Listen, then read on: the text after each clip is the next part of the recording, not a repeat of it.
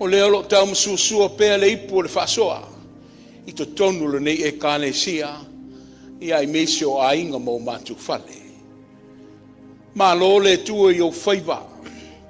I le nawa yaso sa ta ape le nulotu. A wane atina enga male tau singa o matu whale. Whaileina o alo ma whanau o tofi mai la wafio. I ai mesi ai fo i le tua se taulanga. E lafo i la unga alwenga.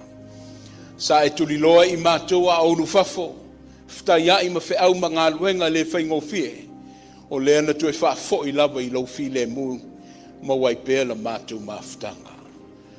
O a mātua whanau, e pele i loto ma nganga, sa ili pele ma fau ta pena la lātua wha moe moe a wata e au ma le lumanai.